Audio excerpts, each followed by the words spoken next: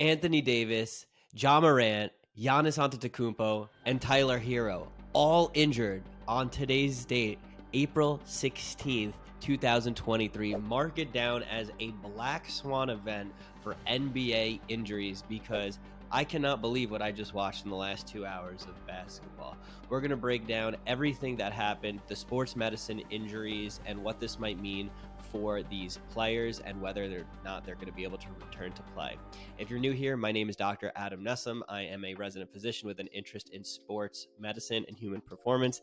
And wow, do we have a video for you today? I was going to do a separate video on each, but I figured we'd kind of just hit the high yield points on everything that happened with all the injuries in the NBA today. So we're going to start in the first game, which was Lakers versus Memphis, in which Anthony Davis got a stinger in the first half. Now, when I first saw this injury, you see Anthony Davis immediately hold his right arm. He's saying, I can't move my arm. I actually thought he might have had a shoulder dislocation. And now with the shoulder joint, you have the humeral head, which fits nicely into the glenoid fossa, which is coming off of your scapula. And surrounding that and stabilizing your shoulder, you have the rotator cuff muscles, which consist of your supraspinatus, your infraspinatus, your teres minor, and your subscapularis. A lot of times, the humeral head can pop out in an anterior-inferior motion, and this becomes, if it stays out of the socket, a shoulder dislocation, which requires you to manually put back the humeral head into the glenoid fossa. There's a variety of different mechanisms that can do this, and a lot of times this is associated with pain and the feeling that you can't really move your arm. Now, luckily, this is not actually what happened here. It looks like Anthony Davis suffered a brachial plexus stinger. So what the brachial plexus is a complex set of nerves. They're coming off of your C5, C6, C7, C8, and T1 nerve roots.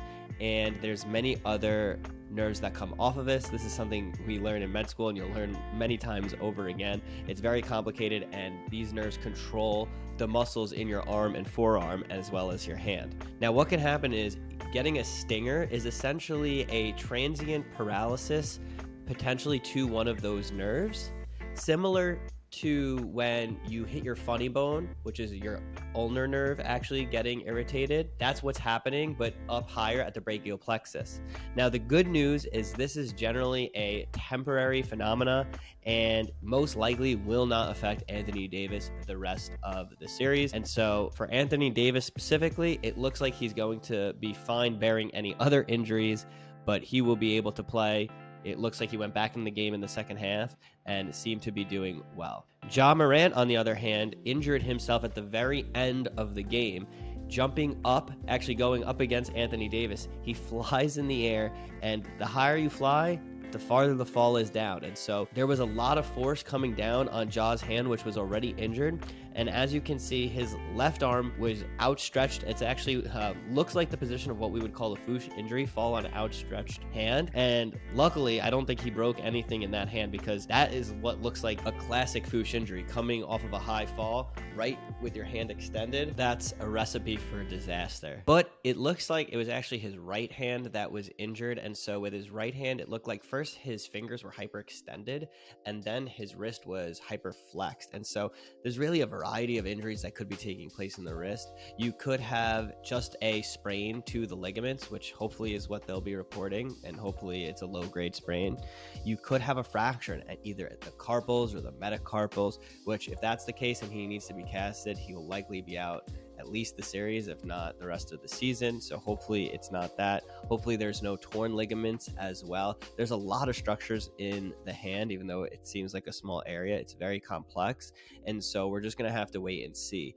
Most likely they're going to take x-rays if they haven't already. They'll even maybe do an ultrasound, MRI to assess the ligaments, and we'll go from there. I don't think, based on some of the reporting, he'll be playing in game 2. Apparently there was some reports that he was even struggling, like taking off his socks with that hand. So clearly it seems like he's losing some current function in that right hand, and he already had a previous injury, but we're absolutely wishing for the best. Level right now, Ja, you said obviously you can't use your right hand to even get dressed, so is it about a 10? Yeah. Can you grip anything right now with that hand? I haven't been using it, so. All right, if that wasn't already enough, in the next game we had Milwaukee against the Heat, And the best player on the Milwaukee Bucks, and debatably the best player in the NBA, Giannis, went down hard on his lower back and was reported to be out for the rest of game 1 with a lower back contusion. Now, the word contusion essentially just means bone bruise.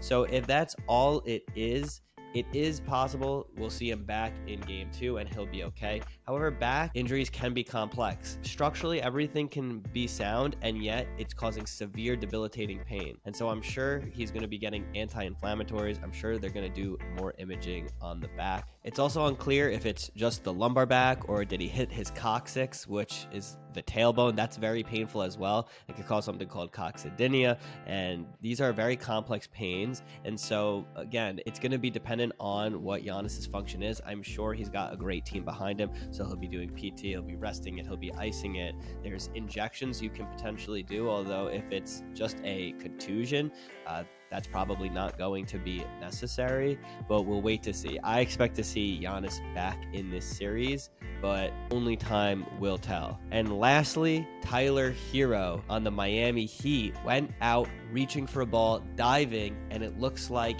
he was immediately feeling pain in his right wrist. It was actually unfortunate. He tried to go back to the locker room right away because of how much pain he was, and they made him stay on the floor. He even got the ball and tried shooting a 3, which we now found out was with a broken hand, and almost made the 3-pointer. It looked like it was good. It actually swished. So this is terrible news to see, especially for Heat fans. It's unclear exactly which part of the hand was fractured. So there's many different, again, bones in the hand. For example, if you have a scaphoid fracture, that usually has poor blood supply, and so you have to be very careful with those types of fractures. Usually they require getting x-rays again in 2 weeks. Sometimes it's even a clinical diagnosis because you don't actually see the fracture for 2 weeks. It seems like an x-ray was taken, and within the same game, as I'm recording this, the game's not even over, they were able to determine that there was some sort of fracture. So we'll be waiting on more reports, but it is looking like Tyler Herro is probably done for the season, which is very unfortunate because the Heat were looking really good